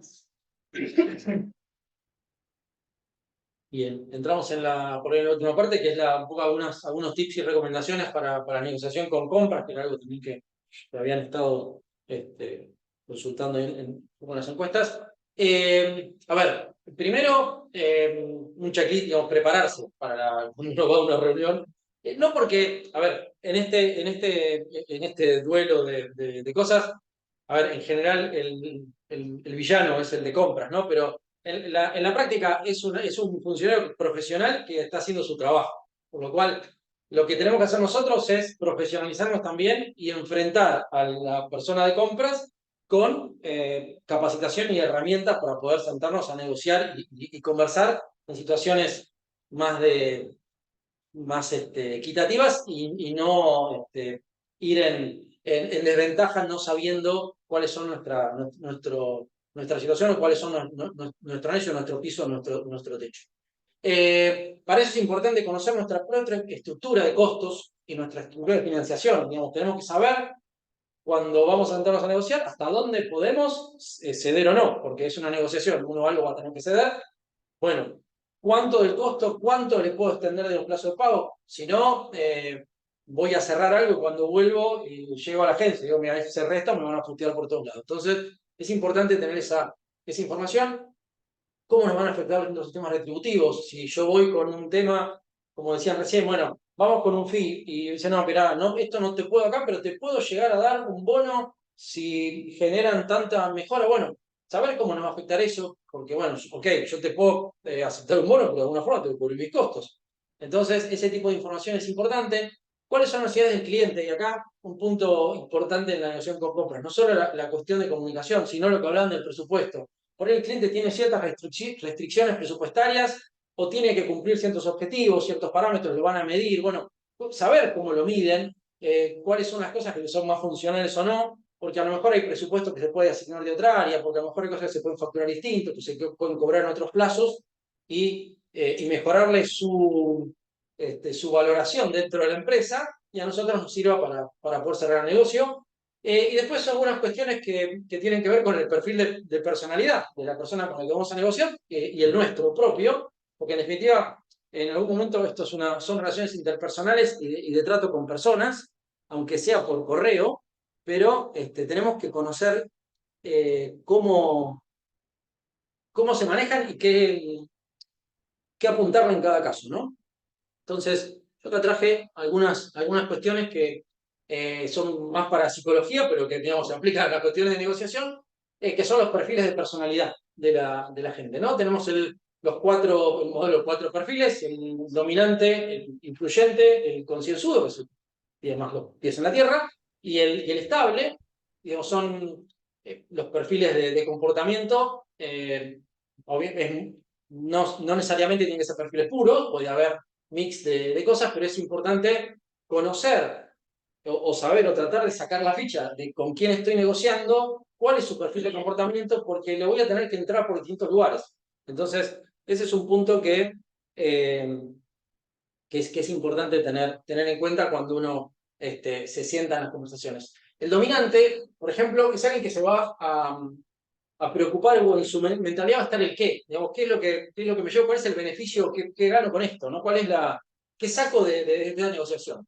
Por lo cual, dentro de las cosas positivas para hacer y las que no hacer, importante decir lo que se debe hacer, no por qué se lo va a hacer, sino qué es lo que se va a hacer, que tener una comunicación directa. Le gusta elegir entre las opciones, por lo cual le podemos presentar opciones como para que elija y se sienta que tomó la decisión, aunque lo hayamos inducido. Mantenerse enfocado, bueno, plantearle cómo le vamos a resolver los problemas de su empresa, y evitar hacer generalizaciones, meter demasiados detalles, titubear, porque el dominante nos va a comer crudo, y llevar soluciones que no son las cosas que está buscando, ¿no? Ese tipo de cosas hay que tratar de evitarlas. Si estamos con una persona que tiene un comportamiento influyente, va a preguntar, le va a interesar quién es cómo está armado el equipo, quiénes son las personas que van a estar participando del trabajo. Esas son las cosas que más le van a interesar. Hay que dejarlo expresarse. A los influyentes les gusta mucho hablar y contar cosas. Por eso, dentro de los simbolización de los 4 elementos, es el aire, que es un gas y ocupa todo el espacio, porque le gusta expresarse, contar sus ideas. Hay que dejarlo hablar, porque si no, hay que reconocer el punto de vista para que no se sienta menoscabado. No le gusta que lo distraigan, o no hacer caso de las recomendaciones. Un tip medio básico, pero si uno también tiene ese perfil de comportamiento, hay que adaptarse, ¿no? Lo mismo que en todos los casos, por tratar de adaptar su comportamiento, pues si uno también es influyente, van a estar 3 horas hablando de cosas y nadie va a cerrar nada del negocio. Hablar mucho, porque no lo vamos a dejar expresar, o ser demasiado frío, porque no se va a sentir cómodo en la situación. El perfil estable, que le va a interesar más en cómo vamos a hacer el trabajo. Algunas recomendaciones: vamos a ser pacientes, tener un enfoque analítico de la situación, adaptarse a los cambios, porque al estable no le gustan mucho las situaciones que cambian bruscamente, por lo cual, cómo nos vamos a adaptar ante situaciones, que aporte sus ideas, darle tiempo en la discusión para que las pueda procesar, analizar. Ese tipo de cosas son importantes. No meterle demasiada presión con el tiempo, porque si vamos con esos tipos de ofrecimiento de llame ya y te vence hoy, estás promo, vamos a chocar. Bueno, tener situaciones ambiguas, tratar de ser, digamos, conciso y claro, ¿no? O agregar detalles que son innecesarios. Y después tenemos el consciente, que es el que tiene más los pies sobre la tierra, que es el que va a preguntarse por qué, o querer tener más información y más datos para analizar. A veces uno pasa que se encuentra con clientes que le piden 78.000 variantes de cosas, cuando uno ya sabe que, mira, la que vamos a usar es esta, ¿no? Pero necesitan tener distintas alternativas y analizadas para ver por qué descartaron las otras. Bueno, ese tipo de cosas, estar muy preparado con las informaciones, los documentos, porque si no, no le va a gustar que no vayan con una preparación a la reunión, o que no esté mostrando la calidad del servicio que van a estar brindando, por lo cual ser desorganizado, no estar preparado, ese tipo de no preocuparse por la excelencia, o ese tipo de cosas, bueno, van a hacer que nos encontremos ante ante el pulgar que nos baje, porque no les interese lo que le estamos ofreciendo. Y ahora volviendo acá, en la arena de la negociación con la gente de compras, ¿qué hacemos? Bueno, ha pasado por varios perfiles, digamos, de la contraparte, con lo cual esto demuestra que esto no es una ciencia, a pesar de que ciencias económicas tienen esa mención a la ciencia, que es un arte en la cual hay que combinar sí, el conocimiento de la empresa, el conocimiento de los números, pero enfrentar las situaciones y adaptarse a la situación de la contraparte. Obviamente alineando los intereses de uno y otro lado, la cosa se hace más fácil. Obviamente también teniendo un producto o un servicio de excelencia, también se hace más fácil, porque en esa mesa también está sentado el hombre de marketing, al cual hay que tener del lado nuestro en lo posible y tratar de jugar, no en esa mesa porque él se siente un poco, digamos, limitado por no ser demasiado concesivo, cuando la otra persona que está al lado tiene la misión como gerente profesional de compras de conseguir un descuento, de conseguir un ahorro. Ese es su objetivo. Mucha gente no tiene conocimiento de la industria publicitaria ni del marketing, viene de la industria, está acostumbrado a comprar cosas físicas y entonces piensa siempre en volumen, descuento por volumen y en términos de que voy a ir a hacerlo donde sea más barato, aunque sea hacer la publicidad en Trinidad y Tobago y no solo en Argentina. Porque mira, compara salarios y dice las horas me cuestan menos algo, que en ese caso es cierto. Lo que te digo es que me parece que hay que también hacer que la persona de compras haga un mini curso y se compenetre con lo que ofrece la agencia, que de alguna manera empieza a tratar de pensar en términos más de marketing que de esta compra de tornillos, pero hay que ir preparado a ceder. Claramente el hombre de compras tiene sus objetivos, ellos se miden por cuánto descuento, cuánto ahorro, cuánta reducción de costo ha logrado contra el año anterior, contra el presupuesto, contra lo que han prometido, con lo cual no se van a ir de la mesa si no tienen algo para llevar. Exactamente. Entonces hay que ir con ese pensamiento también. Algo hay que ceder, para eso hay que hacer los números de forma de que incluyan ese para ¿no? Y los números son tan importantes como para saber hasta dónde no se puede. O sea, hasta dónde queremos llegar. Y en el caso que haya que decir no, mi experiencia es que cuanto más rápido se diga y más fundamentado, obviamente mejor. No hay que dejar pasar tiempo, el tiempo implica como que hay una especie de discusión interna con posibilidades que realmente uno va a intentar hacer un acercamiento. Si hay que decir no, porque sabemos que es inaceptable, hay que decirlo rápido, hay que decirlo fundamentado.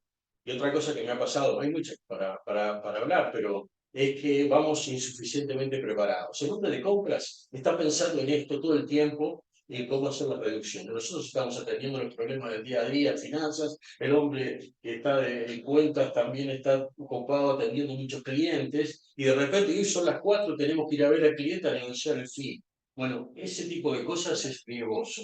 Hay que darle su tiempo, hay que comprometer a un grupo de gente, no solamente 2 personas, para ir a esas reuniones y dar la batalla. Sí, a ver, complementando, yo le diría que hay que pensar la relación con la persona de compras como una relación muy particular, sujeta a toda una serie de normas muy particulares, ¿no es cierto? Y lo que se puede esperar de alguna manera de todo eso. Al final, quizás a lo largo del tiempo hicimos grandes relaciones con compradores y terminamos siendo amigos, pero en sí es una relación muy concreta que va a los bifes, como decía Oscar acá, que ellos buscan claramente un objetivo que no tiene que ver con nosotros. Entonces, varias cosas. Estar bien planificados, tener, digamos, saber lo que nos van a pedir y saber que podemos decir que sí, que no, y que podemos decir que ni también, y que podemos buscar alternativas laterales para ver cómo explorar lateralmente otras situaciones. Que es un juego que lleva su tiempo y que tiene que desenvolverse en un tiempo, que los que normalmente son impacientes tienden a perder en esto, que nosotros como grupo tenemos que trabajar en bloque, que es muy importante, digamos, en la negociación, el momento inicial que ganamos un negocio, pero piensen en Argentina, en la situación de inflación que tenemos, la convivencia después con el negocio se va a hacer durante mucho tiempo y es tan fundamental como el haber ganado al cliente.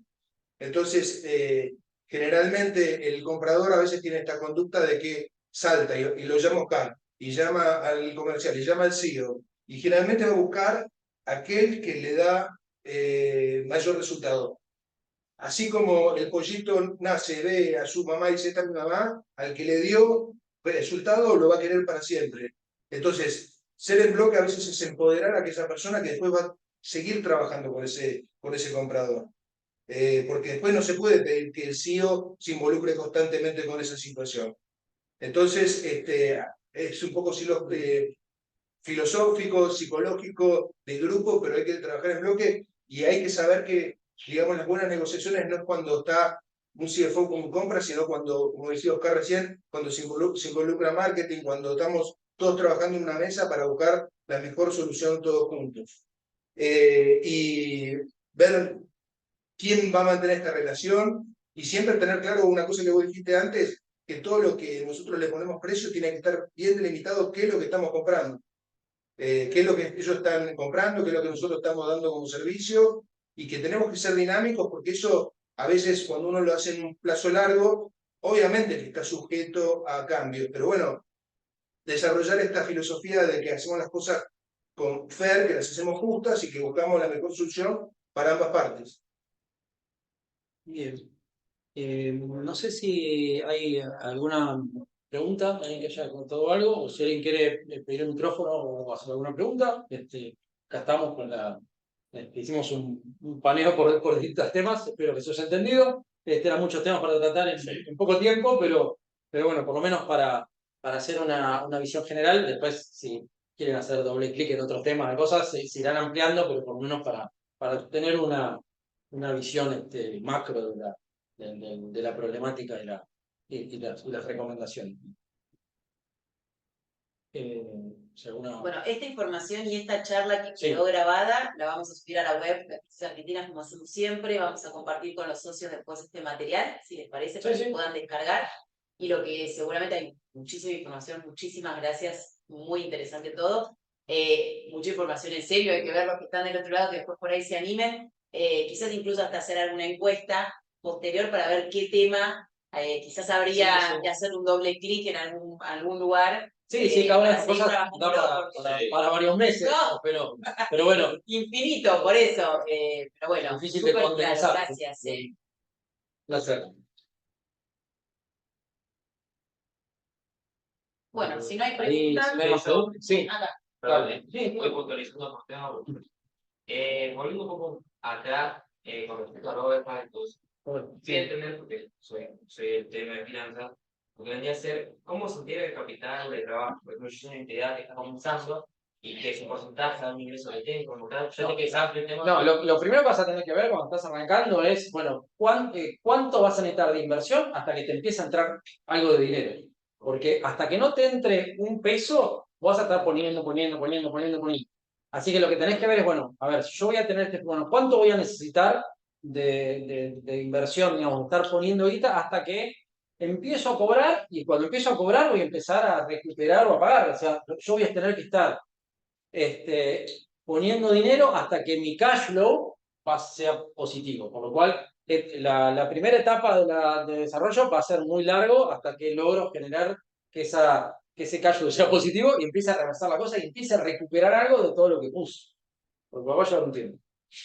Y ese dinero o lo conseguís de recurso propio, de fuente propio, por medio de tus accionistas, o vas a tener que ir a una entidad o a otra gente y pedir plata prestada para generarlo. Y considerar el valor de ese dinero y lo que te cobren dentro de tus costos iniciales. Claro. A largo plazo, por el tema de préstamo más que nada. Sí. Y otra pregunta, y algo que nos interesa a todos, ¿qué pasa cuando la rentabilidad es generar la inversión? Cuando estamos en una actividad que no podés competir contra la inversión actual. Bueno, es un problema, pero eso es un problema que le pasa a todos.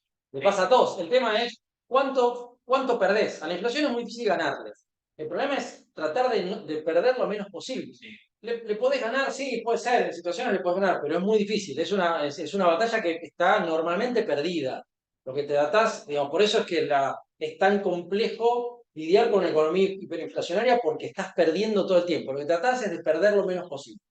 A diferencia digamos, de otros mercados donde la cuestión de inflación no es un problema, entonces es una variable más, pero es un tema, digamos, cuando tenés una inflación del 3% anual, eso está bien, es una variable, pero no te afecta. Acá el foco, digamos, mientras sigamos con esta cuestión hiperinflacionaria, te lleva a tener que estar lidiando con un montón de otras cosas, corriendo detrás de la pelota todo el tiempo para tratar de perder lo menos posible. Y eso normalmente va en detrimento del resto del servicio porque tu cabeza la tenés enfocada el 95% del tiempo en tratar de haber quedado con la plata y no perder y no en tu negocio. Eso es un problema. Ok, todo como tratar de no perder menos. Y sí, perder lo menos posible, lamentablemente. Sí, sí, sí. Gracias. Preguntas. ¿No? Una consulta. Sí. Sería, me parece interesante que lo que está relacionado a todo el tipo de información, indicadores, que sean accesibles, ¿no? Para poder conocer también qué va al mercado. A ver, tenés ahí un problema con la información. La información material no es pública. Entonces, podés ir a tomar, sí, datos de información de compañías internacionales que cotizan en bolsa o en otros mercados como el Reino Unido que información es pública, para tomar algunas referencias. Después están los reglamentos que hacen las cámaras y los del observatorio, otros tipos de reglamentos con información de benchmark. Pero no, lamentablemente no hay información pública, por lo cual no es fácil de obtener. Y bueno, es un tema en este mercado que en otros lugares por ahí tenés mayor acceso a la información. Bien. Bueno, dicho esto, Bueno, muchas gracias a todos. Ahora cerramos. Gracias. Oh.